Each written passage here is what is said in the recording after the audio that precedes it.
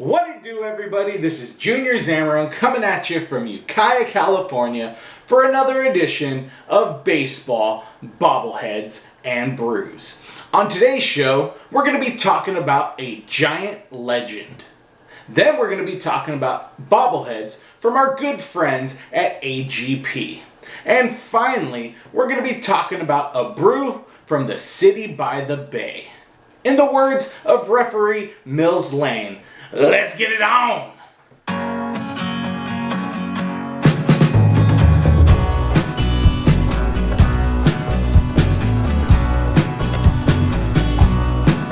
Before we get started, I want to give a major shout out to the Westside Renaissance Market in Ukiah, California.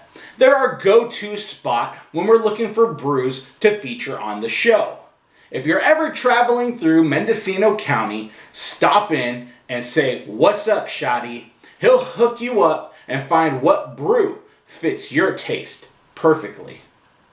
Growing up, I always wanted to be a star third baseman. Somehow, I found myself on the mound, towing the rubber, trying to be a pitcher.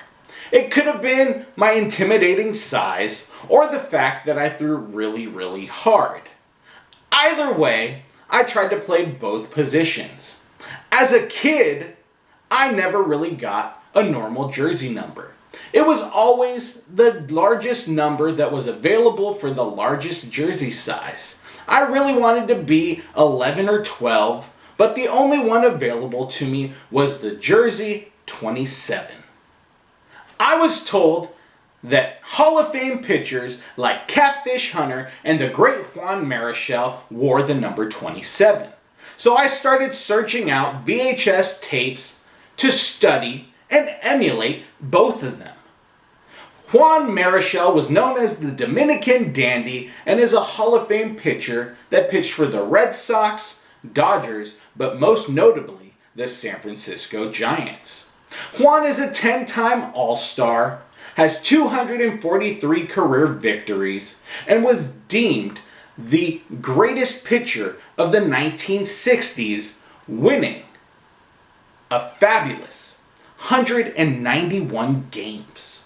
He also threw a no-hitter in 1963, so it's safe to say he was a fantastic person to emulate.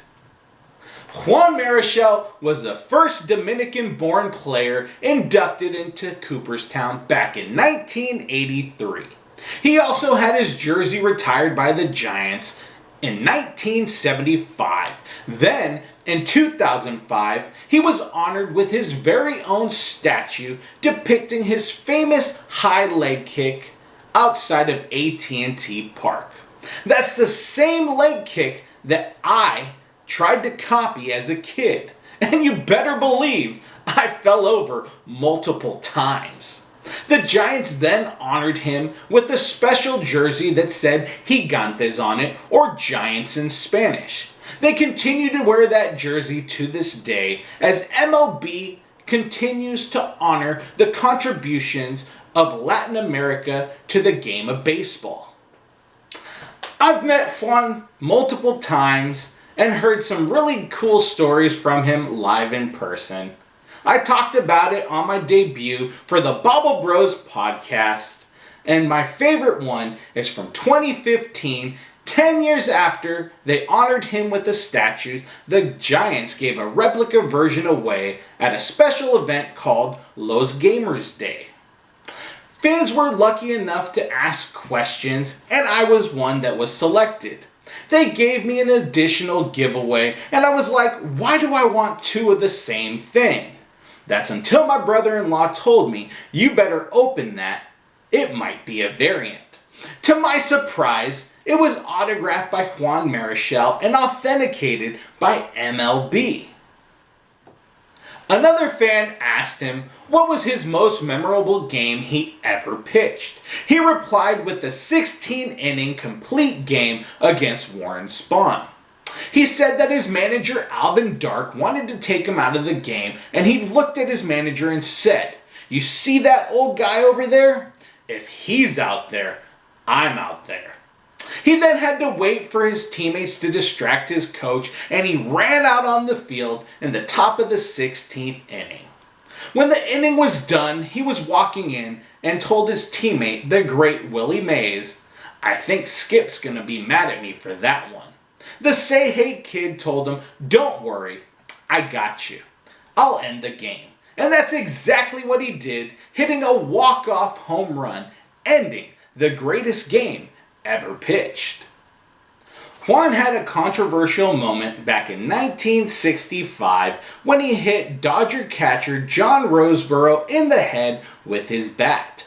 Roseboro brushed back Marichal with a throwback to Sandy Koufax. This greatly upset Marichal and sparked a 14-minute brawl, resulting in Marichal being thrown out of the game, then being suspended 8 games and fined a record $1,700 at the time.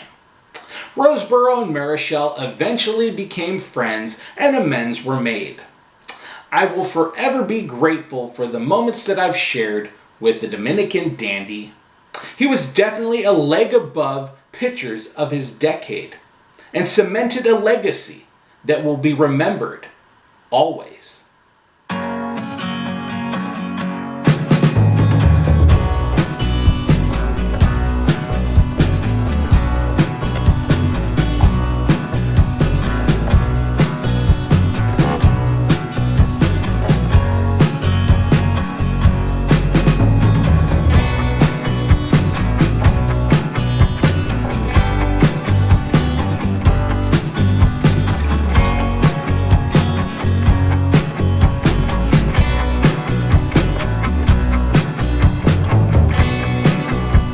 This week's bobblehead features Juan Marichal in his famous high leg kick. The first one is the Legends of Tacoma bobblehead that was given away by the Tacoma Rainiers in 2003.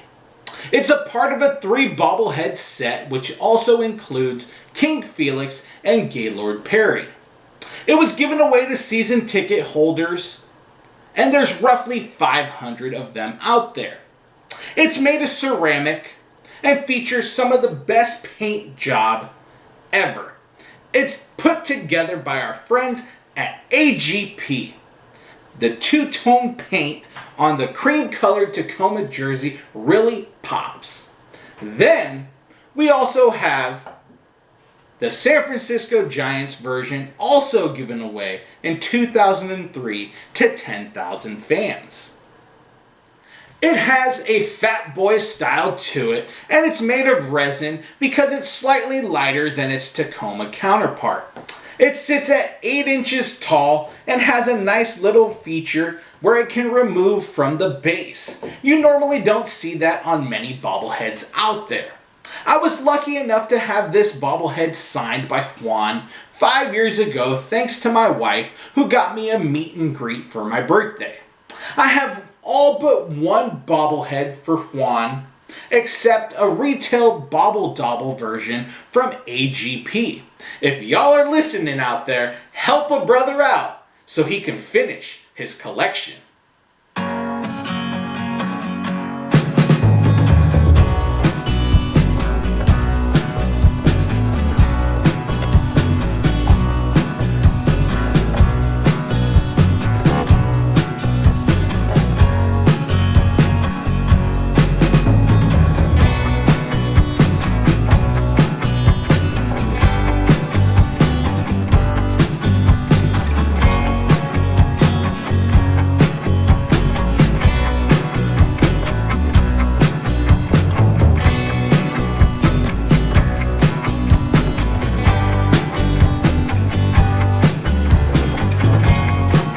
This week's brew comes from Fort Point Beer Co., which was founded in 2014 in San Francisco, California's Presidio of Crissy Field overlooking Fort Point. They specialize in brews that compete with the national brands that are out there, and they believe that anything done in life can be done better. They specialize in a core 4 brew, but also make a vast array of seasonals. They're a member of the Brewers Guild in San Francisco, and in 2015 won a food award for their Manzanita, which is a smoked alt-brier. Today's brew that we're featuring is their Mosaic Park Single Hop Pale Ale.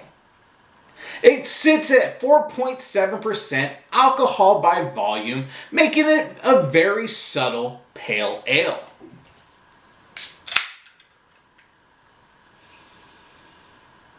I'm getting a subtle citrus aroma like that of an orange or lemon zest.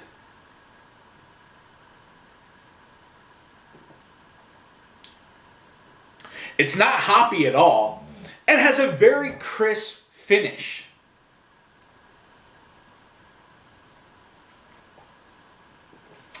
I am picking up on a lightly toasted bread flavor, so I'm wondering if this includes a yeast during the brewing process.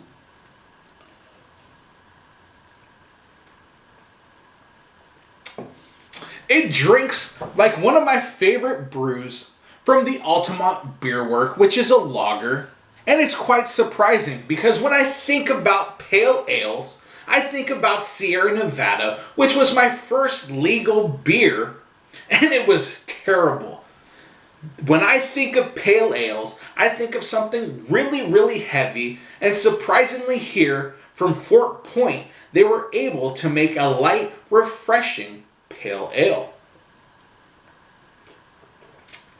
I look forward to finding more of their brews and enjoying them as the seasons go by.